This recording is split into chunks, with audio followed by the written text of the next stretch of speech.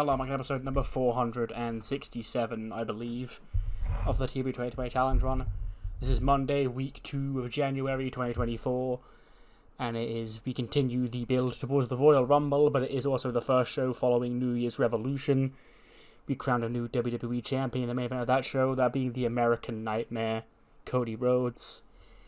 You know, the man is back. Becky Lynch confronted Rhea Ripley, and, you know, a whole lot more happened. There were some interesting developments with Tommaso Ciampa and DIY and the House of Black and all that stuff. But yes, without any more further ado, let's jump straight into the show. So, Little Rock.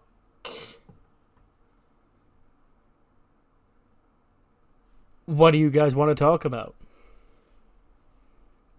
You know, I promised that when the new year struck and the 2024 would be the year of the American Nightmare, just as 2023 was the year of the American Nightmare previously.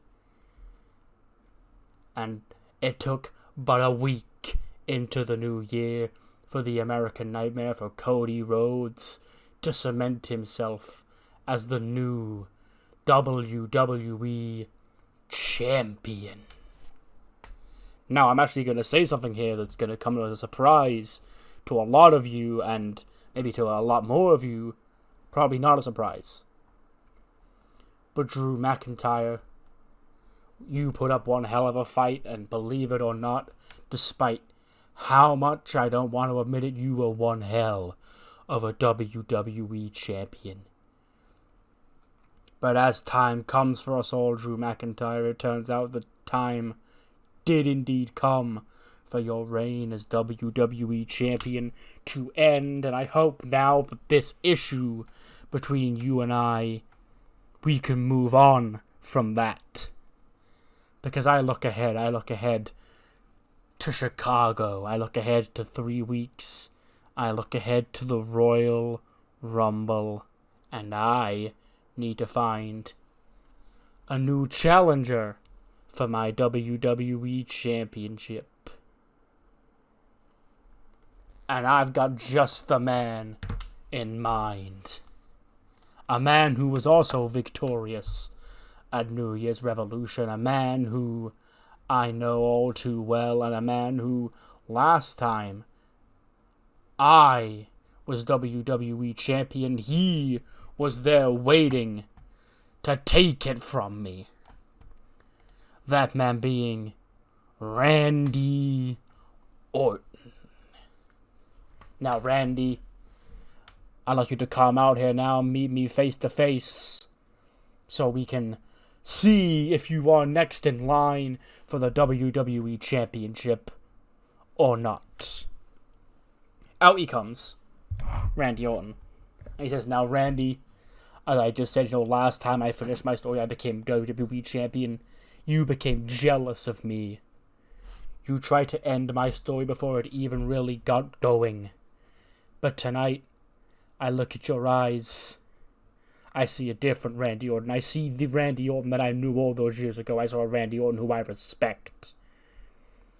And because of that, Randy, I now look at you as my viable first challenger once again to take the WWE Championship from me.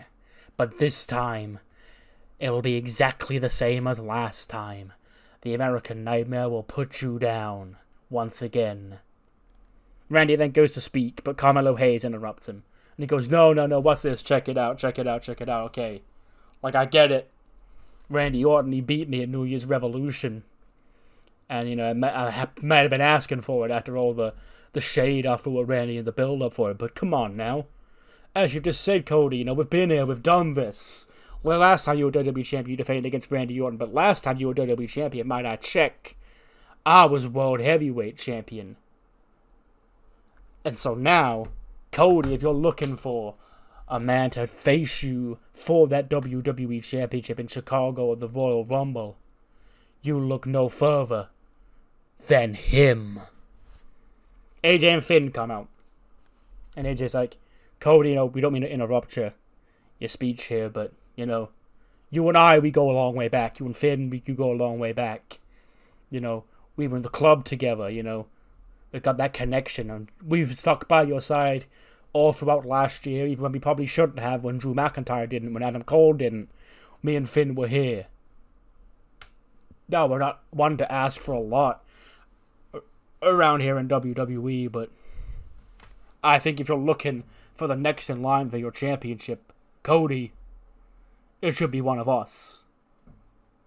Cody goes, well, you know, you all make such valid points, and I've got such respect for all of you individually in different ways. So, Batista, I know you're going to be back there. I'm going to save you the time. I'm going to save you the effort. I'm going to take your job from you right now. Because tonight, we're going to find out who is next in line to face me for the WWE Championship. In fact, it's not just going to be tonight that we find that out. It's going to be right now. We're going to get a referee out here. I'm going to sit at ringside, and I'm going to watch you four compete in a fatal four-way. And the winner, I'll see you in Chicago. So yeah, big opener. The fatal four-way, Randy Orton, Carmelo Hayes, AJ Styles, and Finn Balor, to determine who will face Cody Rhodes for the WWE Championship at the Royal Rumble. That fatal four-way gets a 94, which I'll take like fuck. Finn Balor is the man who actually does win the fatal four-way, believe it or not. He pins Randy Orton with a coup de grace in 21 minutes 9. So the WWE Championship match for the Royal Rumble will be Cody Rhodes defending against Finn Balor. 76 for AJ Styles, 86 for Finn, 90 for Randy, and a 94 for Carmelo Hayes. So looking at these ratings individually, I'll peel it back and say it was going to be either AJ or Finn. And it looks like I picked the right one because Finn did score a lot higher than AJ. So yeah, Finn Balor, Cody Rhodes. A match that didn't happen one-on-one for the championship. At least not. It might have happened on a Raw or something. But it didn't happen in like a major match. When Cody was the champion the first time. But yeah. Royal Rumble, Cody Rhodes, Finn Balor.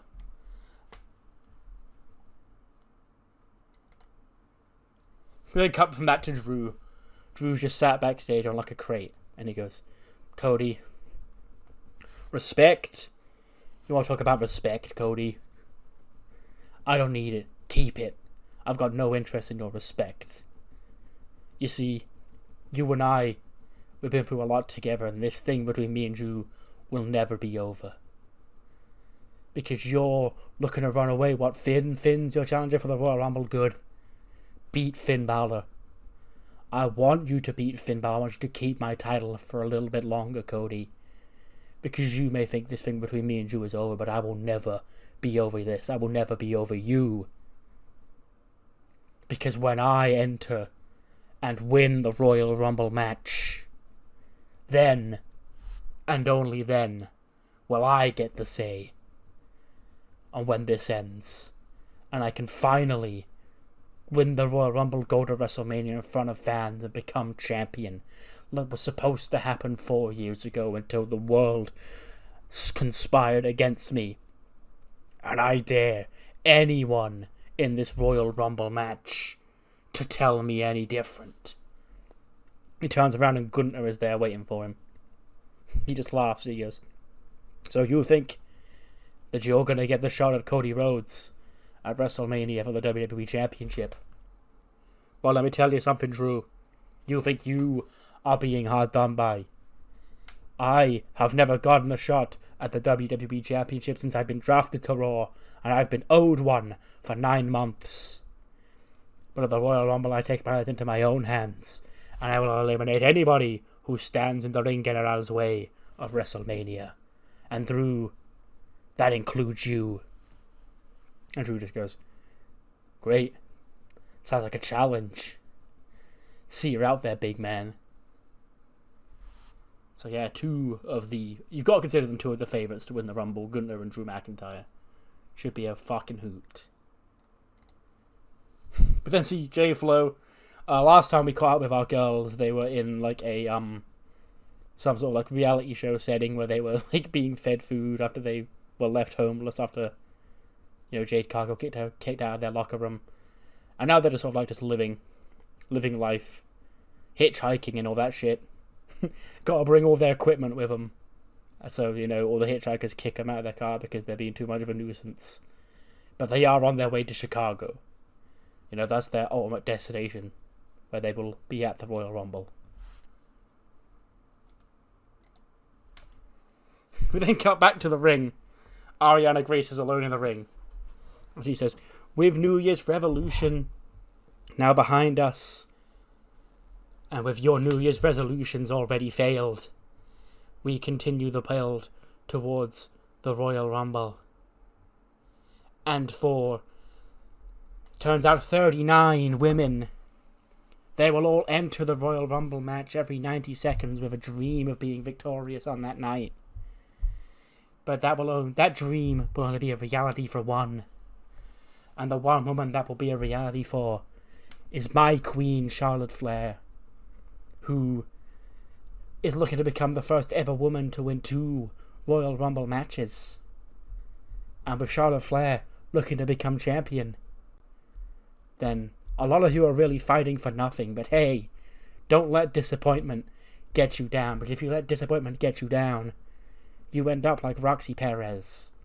You end up petty, and you end up throwing pies in innocent civilians' face because you can't control your anger. And they told you the truth about what would happen to you when you stepped up to Rhea Ripley. And that's that you would lose and be embarrassed. Roxy then does storm out. Kyrie's with her. She tries to fight Ariana Grace, but Ariana's holding her off. She's hiding behind the referee, and she goes, "Don't you get your hands on me, okay? This is not in-ring time, okay? I need to get prepared for this match, and I need you to stay there and welcome. If you're going to have Kyrie in your corner, then I need to have my queen in my corner. Out comes Charlotte." And she stands in Ariana Grace's corner, and she's very hesitant to be there because Ariana Grace has been a bit annoying recently. She doesn't really want to be with her. And then cut to the match, which will be Ariana Grace and Roxy Perez, a follow-up from Pyragate last week. 77, okay. Me booking Ariana in segments has, really helped get her over. But Roxy does win. She wins with a Pop Rocks in 8 minutes and 1. Just a rebound win for her loss to Rhea. Again, it was a short match, but far from a squash, It just felt like a short and snappy 8-minute match was the best way to go about things with Rhea and Roxy. But now Rhea's got other things on her mind. And I'm sure Roxy will as well. But, yeah. We then see Christian. He takes a seat. And he goes, "Well, you can't say that Christian, your great father, didn't warn you about what was going to happen, Adam. You were going to come to New York, you were going to come to New Year's Revolution, you were going to try and fight my right hand of justice, Dijak. And you thought you were going to come and take my Intercontinental Championship? Well, now, guess what? Guess who sits here still Intercontinental... As he says, who sits here still Intercontinental Champion, so does Pat Dijak, as he says it. And then he just goes, "Me. I do. I sit here still Intercontinental Champion. And Adam, I'm done with your pathetic, washed-up ass, okay? You got embarrassed by my right hand of justice, Dijak, who retained my championship for me so graciously. And now, it's time to make a real statement. Because, a little throwback between me and Edge, Adam. WrestleMania 6, Skydome. Hulk Hogan versus the Ultimate Warrior. That was the main event that night. The Ultimate Challenge. The WWE Champion versus the Intercontinental Champion. And on that night, the Ultimate Warrior became the first and only man, so far, to leave WrestleMania with the WWE and Intercontinental Championships over his shoulder. That happened before our very eyes in the flesh, Adam. You remember it. But that was 34 years ago. This is tonight. This is 2024, and this is where number 2 makes his mark, because for me, I am going to enter the 2024 Royal Rumble match alongside my right hand of justice, Dijak. I am going to eliminate 38 other men, and then Dijak is going to eliminate himself, and I will go to WrestleMania where my good friend, my best friend, Cody Rhodes, Dusty will be looking down. Dusty will be looking up at you as a year after you finally finish your story that you dedicate to him. I finish mine.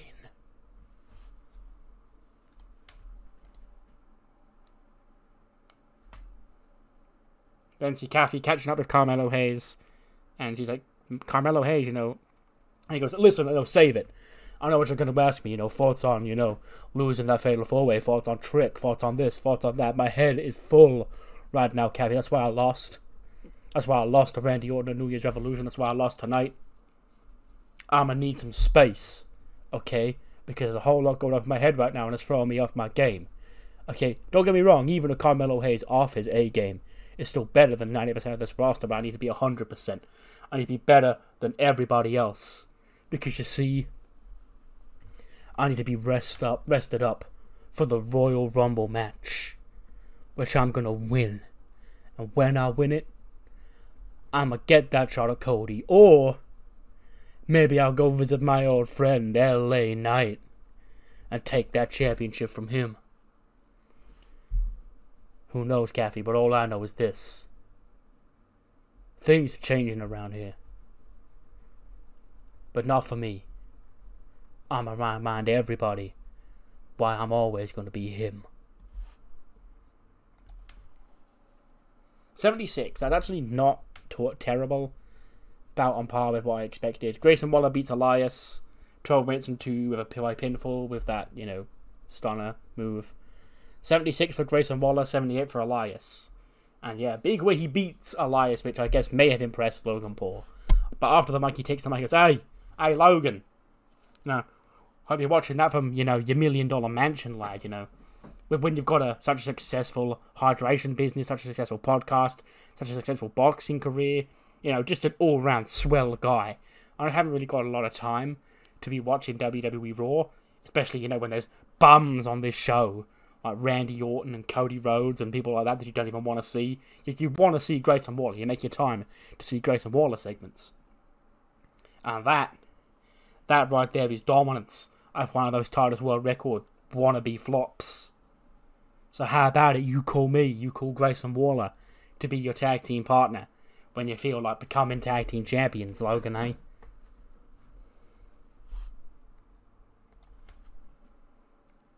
We then finally catch up with the anime boys going home. And Sensei still just sat there. And they're like, what the fuck, guys? Like, it's been so long, like, since the whole group was together, Championship duties is really taking a lot out of me, I just wanted to just, get together, as a crew, and work out our next steps around here. And Manny just doesn't say anything. And he goes, yeah, sounds good. Sensei goes, what's up? Where have you been? And Dio goes, nothing, nowhere. We watched Velocity. We saw your defense against David Martin. Sensei goes, toughest challenge of my run so far. Really, it's like I feel like David Martin had been doing his homework on me. And Dio went, yeah. He is. He's a tough competitor, that David Martin. Sensei goes, anyway, what's next? And any further, clues towards your the pendant? Manny goes, a few. And Sensei goes, great, so do you know who's got it? Manny goes, we know a suspect. All I'll say is this, Sensei. Rather strange victory you came up with on Velocity. And Sensei goes, what do you mean by that? You're being weird. Like, what did that guy, that Carlos Ruiz guy, what did he tell you? And he went, it's nothing. It's just, he seemed to imply that you know where the pendant is.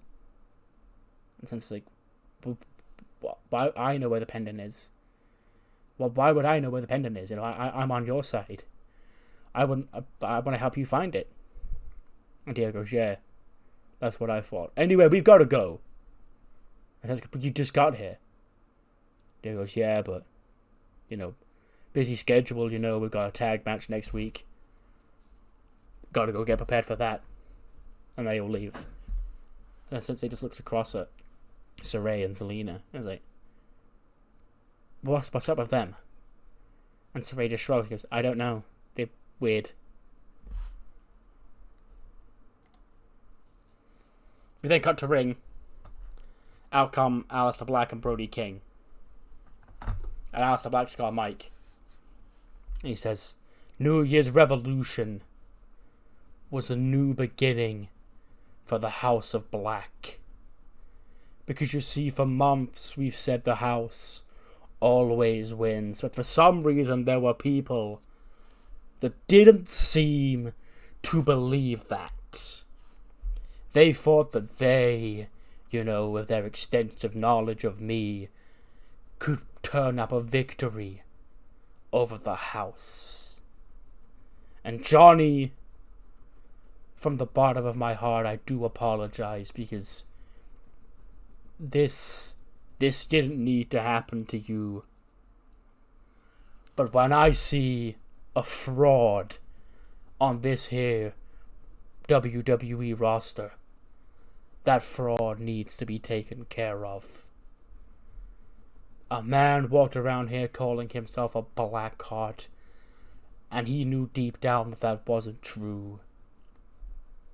So to get that side out of him, I had to do what needed to be done, Johnny, and that came at your expense. But it's fine, You've still got a wife. You've still got your son. Your life's still all good. But Tommaso's is neither good nor evil. Tommaso, he doesn't have those emotions. He's now once again a true Blackheart. Out comes Ciampa. He comes out in he wore like this mask one time. Like, he has the masked entrance, like, so he fits in with, like, the House of Black aesthetic. And, brooding Tommaso Ciampa, he's got this, Kratos face paint on. That's the best render I could find that looked House of Blacky. And then, he has a match against a local guy, just kills him in 2 minutes with a fairy tale ending. And, yeah. 66 for Ciampa, 19 for Marvin Berrick, this guy. After the match, though, Ciampa stands there, emotionless, as the House of Black enter the ring alongside him, when Johnny Gargano does rush out. He goes, what the hell? What the hell, man? What is this? I haven't heard from you in 2 days. Now here you are with the House of Black. What's happening here? And I said, Johnny, you should have taken the message. Leave well enough alone. This doesn't have to be about you. Tommaso did what he did to protect you. Just remember that side of your friend and allow us to embrace his true side. And Johnny sort of he looks confused. And then in the end, he is hit with a black mass and put down again. And then he says, let this be a lesson, because there's another man here on WWE that needs to let their inner dark side out. There's another man running around here as a fraud. Another man, dare I say it, who needs to unleash his inner demons.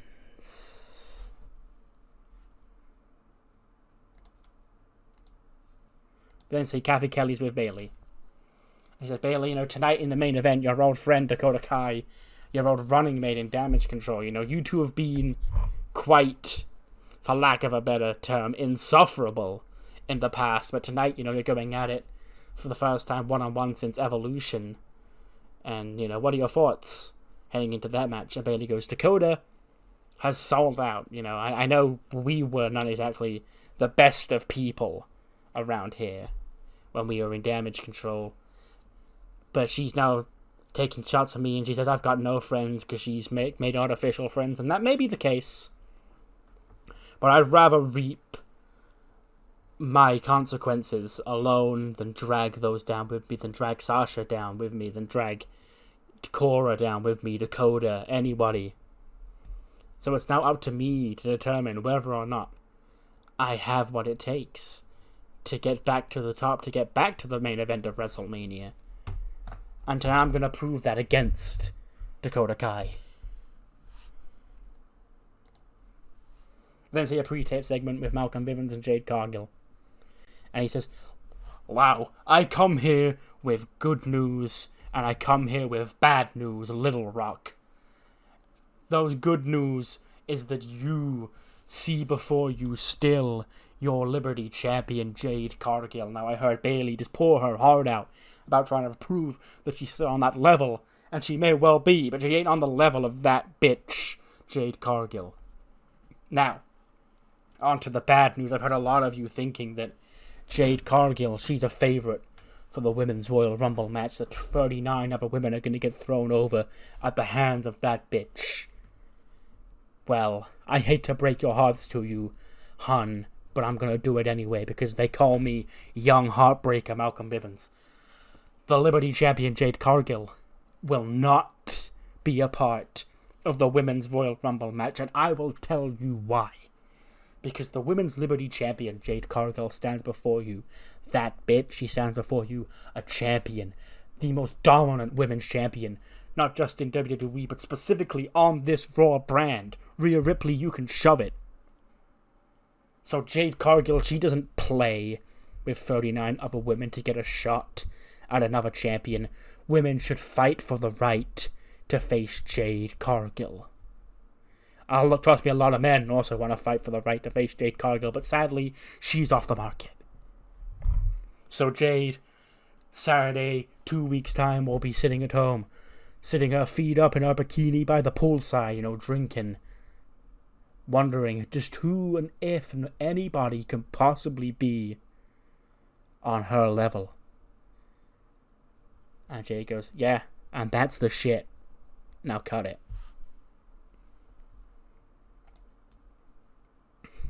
Then cut from that, Becky Lynch comes out. Her first promo on Raw in months. She says, well, the man's come back around to Little Rock, Arkansas.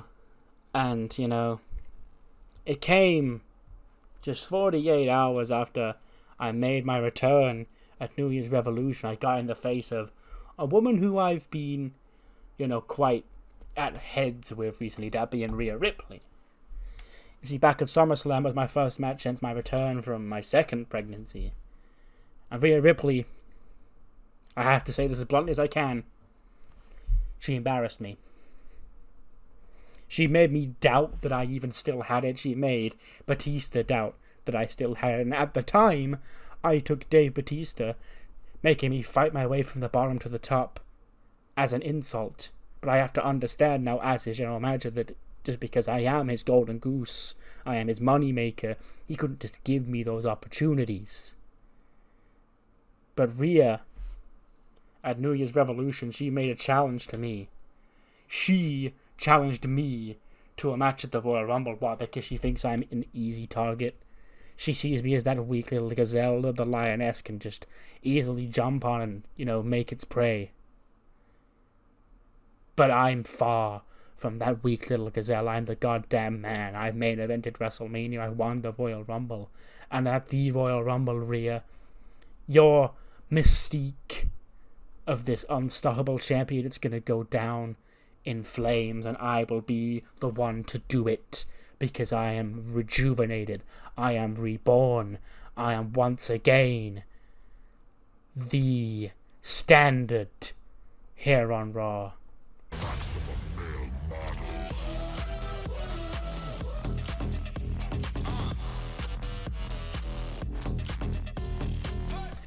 Out come Tonya Breeze and the Maximum Male models.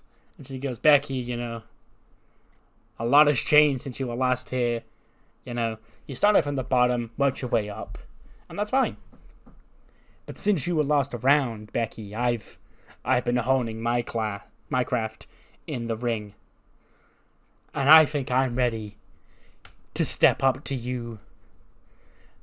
Because I don't think you're the standard bearer. I think I am the standard bearer. Maxim Male Models, they're the standard bearers. Becky just laughs and goes, well, I guess I might as well pick up where I left off, working my way back up to a championship match. Come on, Tanya. Let's have it. Let's make you famous, kid. Becky Lynch versus Tanya Breeze. 70 rated match. They don't click at all, but it's fine. Becky does beat her with a manhandle slam in 5 minutes of 40. Yeah. 73 for Becky, 22 for Tanya Breeze. And yeah. After the match, though, out comes Rhea. Says, well, good job of that one, Becky. Well, you beat Tanya Breeze. Okay. Listen, when I was running down all the names that I've destroyed since I've been champion, I didn't even name Tanya because Tanya Breeze, she's not even worth getting in the ring with. But hey, I guess you found your level, right? Now, there's a couple of things you said there that were true. One of them being, that I dominated you at SummerSlam. I still think about it every day. And now you're back here and you're stepping straight back up to me because Batista decided it was time to take the championship off me. Well, guess what? I drop this championship when I say I drop this championship. And you've been in and out. We've barely seen you for the last 3 years, Becky. And this division, quite frankly, has passed you by. So you want to come out here, be the man you were 4 or 5 years ago? That's fine. I thrive off beating superstars like that, If you're the man, you can call me the Man-Eater. Because of the Royal Rumble, I'm going to end your career. All these cute little comebacks, I'll make you a permanent stay-at-home mom. Becky's there she is. There's Mommy, okay? There she is, the women's champion. I understand why a lot of women come out here and they are intimidated by you. I see why a lot of people think that you are the standard bearer of this division, because you do say your words with a lot of conviction and you are, a presence in this ring. But Rhea, you understand one thing. This goes back almost 2 years now, WrestleMania 38. You were there. Who put you on the map? Who made you famous? In the main event of WrestleMania, you became the Raw Women's Champion at my expense. And ever since that day, I've never, ever been able to get one over on you. You beat me at WrestleMania. You beat me at Backlash. You beat me at SummerSlam. Well, I'm back. I'm better than ever, and Rhea Ripley, I look at you and I see fear. For the first time, you're normally overlooking me, but I see slight concern that you believe everything that I'm saying. I also think that in the deep part of your brain, your concerns are getting replaced, not by me, but by Jade Cargill. Yeah, Jade, she's dominating as the Liberty Champion right now, and there's been a lot of comparisons made between the two of you. And I think that gets to you, Rhea. I think your head's not in the game. And if you want to put my career on the line, that's fine, because this is all I've ever wanted to do. And if you have the chance to take that away from me, then you're never going to see another woman like the woman you're going to see at the Royal Rumble. So keep a hold of that championship for another 2 weeks. Because it'll be fun, finally, taking it back from you. Gargano. He's then sitting backstage when Kathy Kelly walks up to him. She goes, Johnny Gargano, earlier tonight, a rather emotional situation with you. And he went, I'm done, Kathy. I tried my hardest. Tommaso, me and him were friends. And at New Year's Revolution, I saw, Tommaso sacrifice himself. What, for me? He wants to be the Black Heart. He wants to win Aleister Black's little game. That's fine. Because as much as DIY rejuvenated my career here on Raw, if he wants to hang around with guys like that, then I I can focus on myself. I can do it myself. I can win the Royal Rumble. I can main event WrestleMania. And Tommaso, I hope it all works out for him. Because he did what he did for me. And I'm tired of being as a weak link, you know. I've seen people over on SmackDown taking cheap shots at my name, the name Johnny freaking Wrestling. It's like they've forgotten who the hell I am. Aleister Black liked to pretend that Tommaso forgot who he was. He was focused on the wrong guy because now I am focused. Johnny Wrestling is entering the Royal Rumble, and Johnny Wrestling is going to win the Royal Rumble. And there's not a damn thing that Aleister Black can do about it. There's not a damn thing that anyone can do about it. 78 rated tag team match. The Cyclone, they haven't been on for a while, but they're back here tonight. They pick up a tag team win over Gallows and Anderson. Bronson Reed pins Carl Anderson with a tsunami. 93 for Ricochet, 83 for Bronson Reed, 79 for Carl Anderson, and then 61 for Luke Gallows.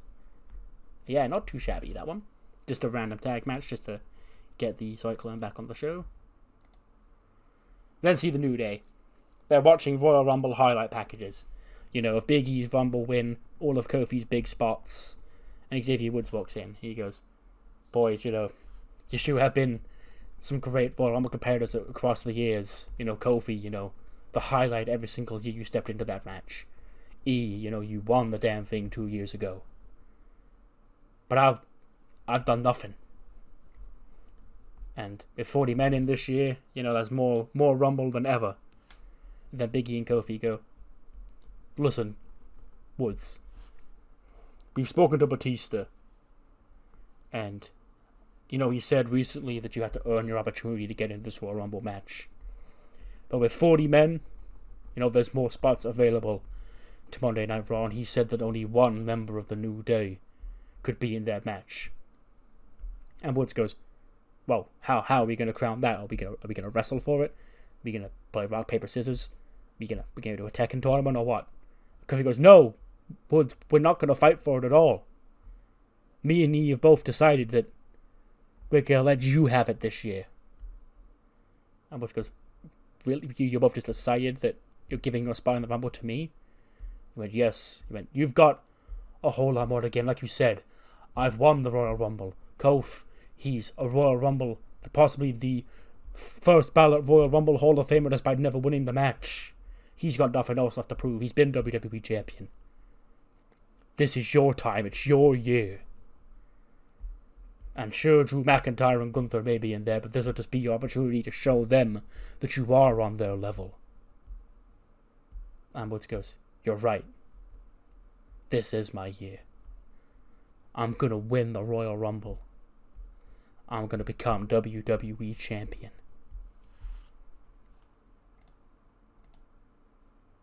Speaking of the Rumble, Dirty Dom, he's, you know, with the rest of LA Extreme who, you know, are hanging far behind him apart from Beatrice who, you know, is his pretend girlfriend.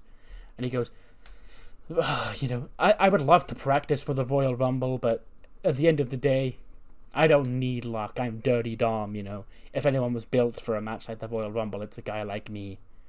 You know, everybody else in this match, they're going to be on their absolute A game. But even their A game won't be enough. I won't be caught slacking in the Royal Rumble match. You know, if you're going to come in the Royal Rumble match, you're not going to give it 100% effort, and you're going to half-ass it, and you're going to be a slacker, I ain't got time for you, because I'm going to eliminate you straight away. And Dirty Dom takes his first steps in 2024 of becoming WWE Champion.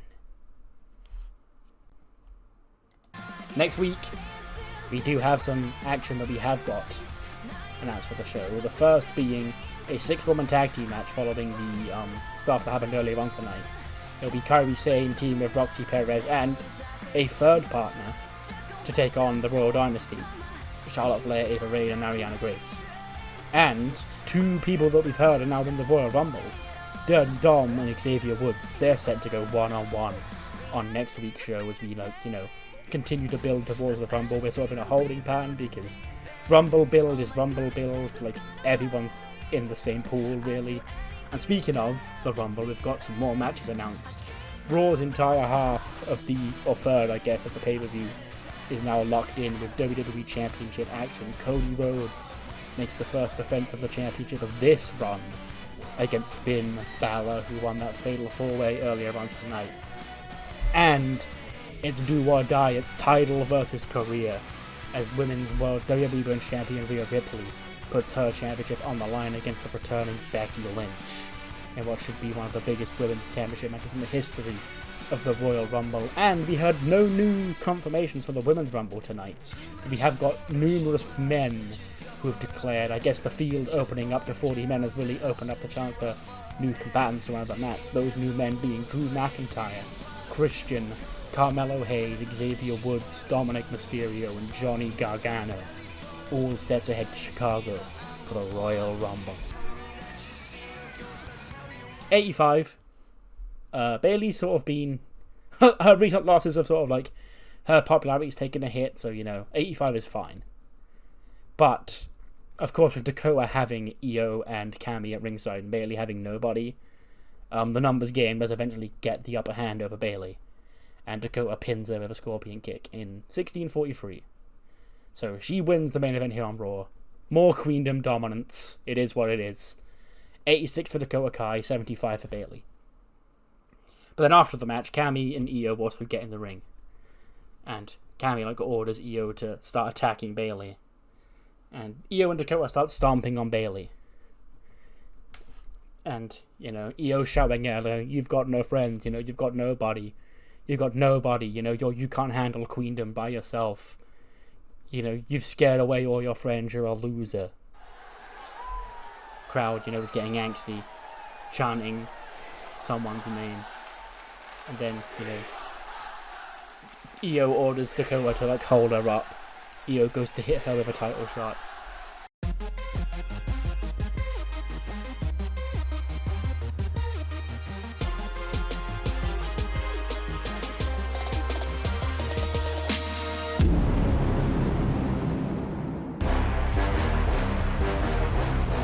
And out does come Sasha Banks. She storms to the ring. And she gets in between Io and Bayley. Bayley's down on her knees in the ring, ready to get hit with a title shot. And she stops Io from doing it. And she goes, "Stop. Stop."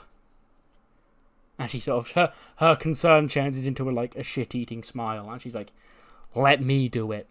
Let me do it." And Io's like, "Okay, fine." She hands her one of the tag titles. And, Sasha's got one of the women's tag titles in her hand. She sort of looks down at it, looks across at Bayley, smiles, is going to go hit Bayley with the belt, but then turns around and smacks Io with the belt. Io gets laid out with the title. She then fights off Dakota Kai, takes her down with a backstabber or something. But the spot would be, she'd hit the backstab on Dakota, but Dakota would stay on her feet. And she'd stumble into the rose plant. Bayley would knock her out. And Sasha and Bayley are standing tall in the ring. And Sasha opens up. She gestures for a hug from Bayley. And Bayley, she smiles. But in the end, does just leave without actually hugging Sasha. But yeah, big ending to the show. 92 rated show, that's pretty fun. One Man's More is what you thought of the show. Do let me know what you thought in the comments below. And I'll see you across the other side for Heat. Hopefully more stories will actually advance on Heat this week. Heat kicks off with a singles match. Last week, Indy Hartwell, she poured her heart out for, this show. How she planned to rejuvenate her career on Heat. She starts out with bad luck, though, because she faces Tatum Paxley, and Pax beats her in 9:20 with a Paxplex. 65 for Indy Hartwell, 69 for Tatum Paxley. They've got great chemistry, though, apparently. So, yeah. Maybe one day they can run this back. After the match, though, Pax is in the ring. She's celebrating when the lights shut off. And then when they come back on, behind her is Isla Fire and Isla Dawn. And Pax sort of turns around and she... I don't know what to... I don't want to do Mist. Mist is too cliche. Maybe one of those fire paper balls, because those are always fun. Apart from one of their Alexa Bliss and Randy Orton, but every other time they're fun. And yeah, blind packs with one of those. So, last week the Witches, they got a promo saying they've found, new targets, new, as they called them, friends to play with.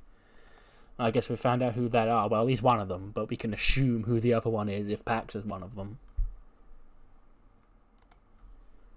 We then cut to Danny Jordan and Liam and Skylar. We're running a New Year's Revolution rematch. It'll be these three taking on the new Toxic Attraction here tonight. But, Aaliyah, she's on her phone backstage. She's just chilling, on her phone, doing something. And Aaliyah and Skylar walk up and go, hey, match coming up next, you good? She goes, yeah, I'm just, texting somebody. And Skylar's like, oh, who is it? Is it a dude? Is it a boy? And they go, shut up. It's no one important, okay? Ignore this. I'm focused for the match tonight. We need to get our win back over Toxic Attraction and Mandy and her crew. But then head out for the match, which gets a 63. But, again, Aaliyah's headspace isn't right. I imagine, on the phone, during the match, Aaliyah brings her phone out with her. And, just sits it on the apron. And, we can hear it, going off. As the match is going on, and it keeps distracting her. She keeps, looking over to see what it says. And then Skylar eventually is like, oh, what the fuck you doing? And she turns around. He eats that big knee from Mandy Rose. And Mandy gets the pin, and Toxic Attraction win again. 64 for Skylar, 60 for Aaliyah, 82 for Danny Jordan. I will always be impressed by her rating. 25 for Kylie Page, 38 for Kenzie Page, and a 64 for Mandy Rose. Kenzie was apparently off her game as well and got a 38. That's pretty good. But yeah, I want to do this match again because it was on the pre-show of New Year's Revolution. So, believe it or not, more people will see it in canon. By in canon, I mean in TEW. If I run it on Heat. So, yeah. Then get a quick backstage interview, Sol Ruca and Zoe Stark with Alicia Sanford. And she says, 2024 could be the year of the women's tag team division, which in a lot of teams looking to break out. And here's another one, Zoe Stark and Sol Ruca. And Sol goes, me and Zoe, we were sort of thrust together without any experience, any knowledge of each other. And now we're becoming friends, we're becoming a well-loyal tag team. And Heat is the perfect place for us to grow. And, bring on any tag teams, just we'll take them all on because we're going to become women's tag team champions and we'll be women's tag team champions before the end of 2024. And you can bank on that one, Alicia. Chelsea Green is... we get a pre-tape of Chelsea Green heading to, an IKEA or something. A furniture shop. And she's looking at all the chairs and all the tables and shit. And, tapping him. And she's like, excuse me, Mr. Manager guy, or worker. And he calls over, this random guy. And he's like, can I help you? She goes, are these good for, breaking? And I go, no, they're actually, designed specifically not to break. That's how, a good table is made, Chelsea. She goes, well, you see, I'm the queen of extremes, so I need to learn how to put people through tables and hit people with chairs. Are these any good at that? And then I go, ma'am, I'm going to have to ask you to leave this establishment. And she goes, asking me to leave? You're asking the Queen of Extreme to leave? I'm trying to, get ahead of the game around here, and you're trying to ruin it for me. I will speak to your manager, and I will be filing a complaint. Thank you very much. And she leaves. Main event gets a 78, though. Women's tag team match. Birds of Prey defeat the Fierce and the Fabulous. Lyra pins Carmella with a guillotine. 65 for Killer Kelly, 78 for Lyra Valkyria, 86 for Shayna Baszler, 68 for Carmella. And yeah, that ends Heat, which gets us a 74. I am quickly falling in love with the new Heat, Even silly segments like the Chelsea Green segment wouldn't have happened before. So, Heat's already picking up in the new year. I might have more of those what you thought of the show. Do let me know what you thought in the comments below, and I'll see you next time for ECW on their road to the Royal Rumble. See you then.